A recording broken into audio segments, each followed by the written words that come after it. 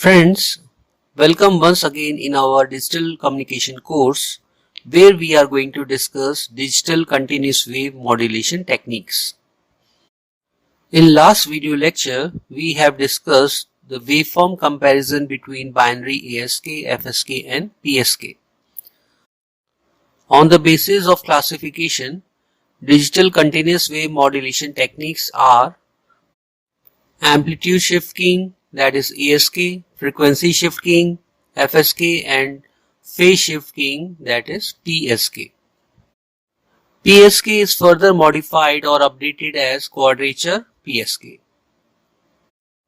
And the combining effect of ASK and PSK is called quadrature amplitude modulation, that is QAM.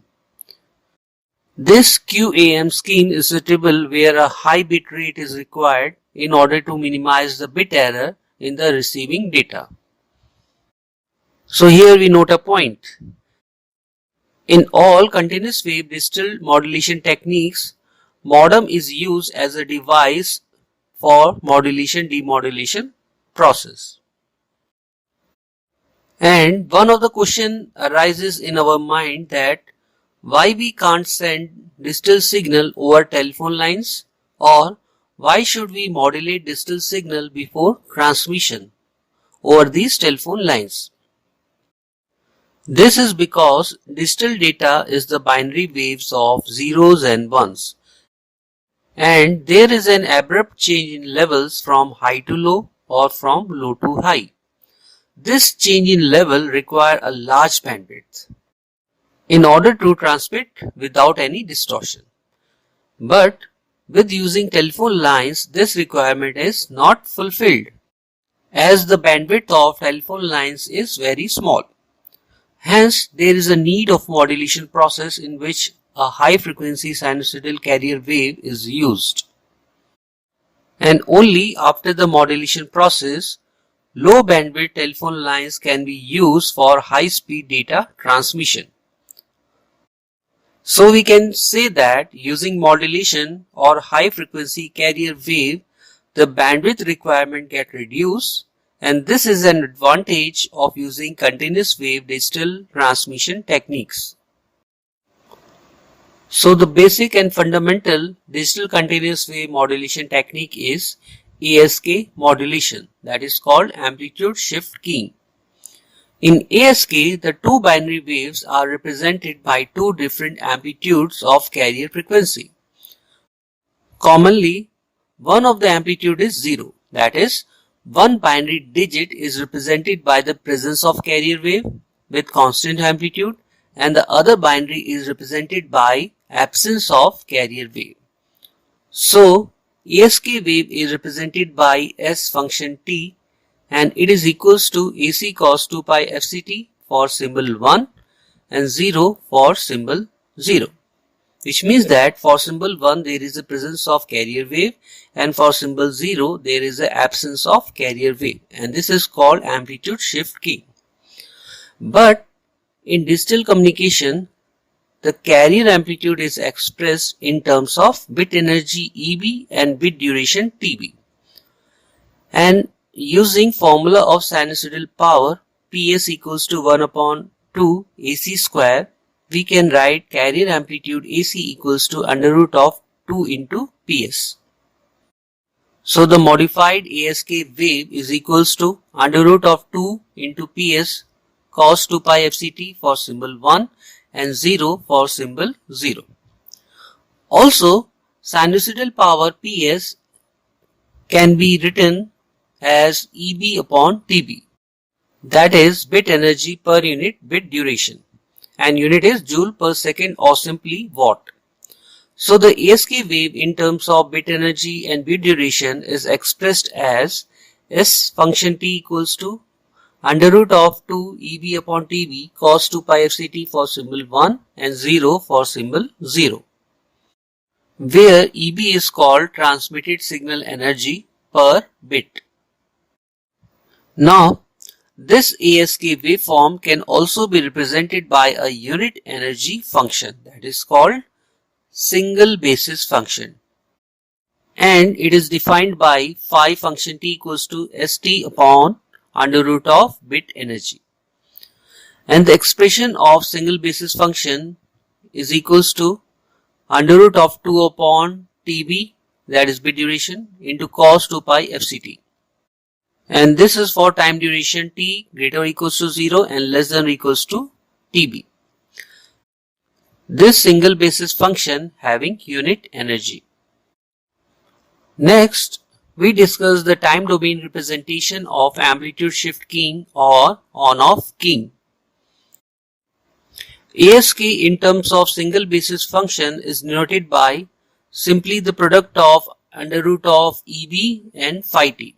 Here under root of EB is amplitude of rectangular pulse which represents symbol 1, and phi t is unit energy single basis function. So the binary input data level 0, under root of EB and single basis function phi t is passed to the product modulator, and the output of product modulator is the ASK wave, that is denoted by S function t equals to under root of 2 EB upon TB cos 2 pi FCT for symbol 1 and 0 for symbol 0. So we can say that in ASK the wave S function t is transmitted for symbol 1 and for symbol 0 there is no waveform, that is shown in figure. Here the input binary symbol 0 and 1 is first encoded into two possible levels. For symbol 0 the level is 0 and for symbol 1 the encoded level is under root of EB. And this encoding technique is called unipolar NRZ, that is non-return to 0.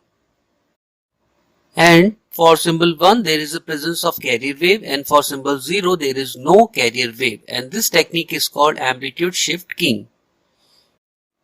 So in the simplified form of ASK, S function t is equals to under root of EB into phi t for symbol 1 and 0 for symbol 0. Here symbol 1 correspond to the amplitude level under root of EB denoted by S1 and symbol 0 correspond to the amplitude level 0 denoted by S2. These symbols S1 and S2 can be represented on spatial diagram, that is called signal space diagram or signal constellation for ASK. Here both the symbols S1 and S2 are represented on the single basis function axis. Symbol S2 which correspond to symbol 0 is at the origin, while the symbol S1 corresponding to symbol 1 having positive value of under root of EB. Also on this signal constellation diagram there is a decision boundary that is situated at the half of the distance between these 2 points, and it is called threshold value. So in ASK the threshold value is under root of EB upon 2, and this decision boundary divides the entire space into two decision regions. Region Z1 belongs to symbol 1 and its range is from under root of EB by 2 to plus infinity, and region Z0 belongs to symbol 0 having range from minus infinity to under root of EB by 2. So from the signal constellation diagram of ASK we conclude that the threshold value is under root of EB by 2, and this threshold value is used at the decision making device at the receiver side for ASK demodulation purpose. Now after discussing signal constellation diagram, we move to the power spectral density of ASK wave. And after this, with the help of power spectral density, we can determine the bandwidth of ASK wave. For this, we again consider a block diagram which includes a product modulator having two inputs. Here, input binary data, that is line encoded signal having two possible levels, 0 for symbol 0 and under root of EB for symbol 1. And this is called unipolar NRZ binary level data. And the power spectral density of unipolar non-return to 0 is denoted by SB function f. After modulation using a single basis function phi, we get ASK wave, and the power spectral density of ASK is denoted by S suffix S, which we are likely to be discussed. So, first we talk about power spectral density of unipolar NRZ binary data level, having two possible levels, 0 and under root of EB. As this data level is represented as rectangular pulse of amplitude under root of EB, its power spectral density in frequency domain is denoted by S suffix B, and it is equals to A square upon 4 del function f plus A square TB upon 4 sinc square f into TB. Here A is equals to under root of 2 EB upon TB, that is the product of under root of EB and under root of 2 upon TB, where under root of EB is simply the amplitude of rectangular pulse, which represents symbol 1, and under root of 2 upon TB is carrier amplitude. And the first term of power spectral density denotes impulse function, that is at origin and having a value A square upon 4. And the second term represents the sinc function with 0 crossing at 1 upon TB, 2 upon TB, 3 upon TB, etc. In the power spectral density of binary input level, maximum amount of power is introduced by the main lobe, having main lobe width equals to 2 upon TB. Now after modulation using high frequency single basis function phi, this spectrum that is centered at origin gets shifted to plus minus Fc, that is a carrier frequency, and produces an ASK wave. So the power spectral density of ASK wave is expressed by S suffix S equals to 1 upon 4 within bracket S suffix B F minus Fc plus S suffix B F plus Fc, which shows that the power spectral density of input binary level that is centered at origin gets shifted to plus minus Fc, and amplitude becomes 1/4, and this is called frequency translation. This power spectral density of ASK wave has a disadvantage of infinite bandwidth, but practically the bandwidth of ASK is defined by the bandwidth of an ideal bandpass filter that is centered at carrier frequency. So the power spectral density of ASK with infinite bandwidth get converted into band limited ASK wave using bandpass filter that is centered at carrier frequency. This band limited ASK is shown in figure. Here only the main lobe is allowed to pass through bandpass filter and side lobes are removed. So from the figure, upper frequency is Fc plus 1 upon TB and lower frequency is Fc minus 1 upon TB. And the bandwidth, that is the difference between upper frequency and lower frequency, is equals to 2 upon TB. That is called maximum bandwidth of ASK. Also, in terms of bit rate or signaling rate, the maximum bandwidth is equals to twice of bit rate. So we can say that the transmitted bandwidth of ASK depends upon the bit rate or signaling rate S, that is equals to 1 upon TB, and it is expected that transmission bandwidth is proportional to bit rate S.